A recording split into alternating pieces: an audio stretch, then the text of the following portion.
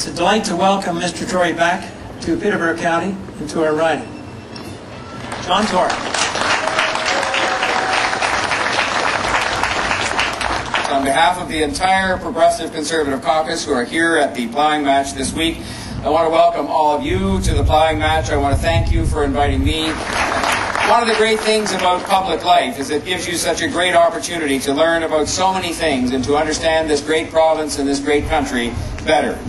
The values of our farm families and our small towns are such an important part of what makes Ontario itself special. There are no people who work harder, no people who work longer, no people who put more of themselves into what they do than Ontario's farmers.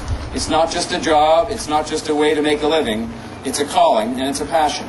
The well-being of our farmers is completely linked to the well-being of our towns and rural areas and our cities. When farmers sneeze, all of Ontario catches a cold. And I've come to understand that from the modest, sincere people who live on the farms and in the towns come a very modest, sincere set of expectations for those of us who are in public life. More than anything else, you have told me that you want to be able to rely on us. I've heard you say that you want to see governments working together, not squabbling. It's the same people who work their land and pay their taxes to all of the governments, and they want those governments to work together. You tell me that you want to see governments in your corner jointly hammering out a real strategy for agriculture.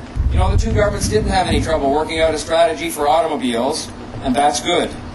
Why can't we do it for an agriculture industry that also represents tens of thousands of jobs? I've listened as you said to me that you want to see governments held much more to account, making sure that when amounts of money are announced to help farmers, a big chunk of it doesn't seem to disappear in administration and bureaucracy.